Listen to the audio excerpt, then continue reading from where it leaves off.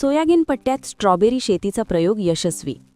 कृषी महाविद्यालयाच्या पृथ्वीराजने साधली किमया. सेंद्रिय पद्धतीने घेतले भरघोस उत्पादन. अवघ्या 10 गुंठ्यात 3 लाखावर उत्पन्न.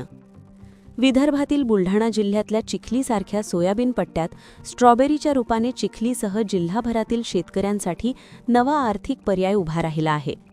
कृषी शिक्षण घेणारा चिखली येथील प्रयोगशील तरुण शेतकरी पृथ्वीराज चव्हाण यांनी सेंद्रिय पद्धतीने स्ट्रॉबेरीची शेती फुलवून त्यातून प्रत्यक्ष भरघोस उत्पन्न घेत हा प्रयोग यशस्वी केला आहे. आतापर्यंत विदर्भातील शेतकरी पारंपरिक पिकेच घेत आला.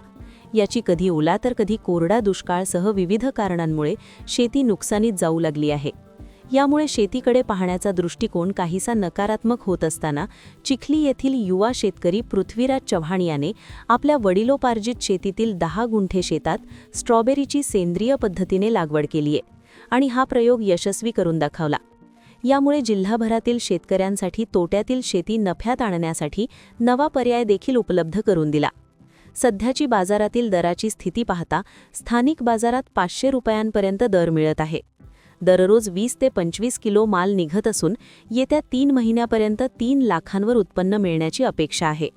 शिवाय विदर्भातील शेतकऱ्यांसुद्धा युवा शेतकऱ्यांनी आवाहन केले आहे की पारंपरिक पिकांसोबतच एखाद्या फळझाडांची शेतकऱ्यांनी लागवड करावी, जेणेकरून शेतकऱ्यांच्या जवळ नगदी पैसे खेळत राहील. नमस्कार, माझं नाव पृथ्वीराज विलास चव्हाण. मी बुलढाणा जिल्हा चिखली तालुक्यातला रहिवासी आहे. माझे शिक्षण BSc ॲग्रीचे बारामती येथे सुरू आहे. मला स्ट्रॉबेरी लावण्याची कल्पना अशी सुचली की माझे वडील प्रामुख्याने शेतकरी व शेतीत जोडधंदा असणारे कांदा बियाणे व्यावसायिक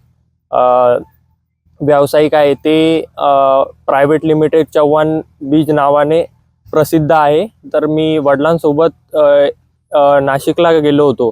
तर मी तिकडे बघितलं की काही भागात स्ट्रॉबेरी पीक उगते. तर त्याप्रमाणे आपलं कांदा बियाणे जर नाशिककडे उगते तर त्या दृष्टिकोनाकडे बघून मी असा निर्णय घेतला की आपण पण विदर्भात त्याचा प्रयोग केला पाहिजे, जेणेकरून आपल्या इकडच्या शेतकऱ्यांना ते फायदेशीर ठरेल.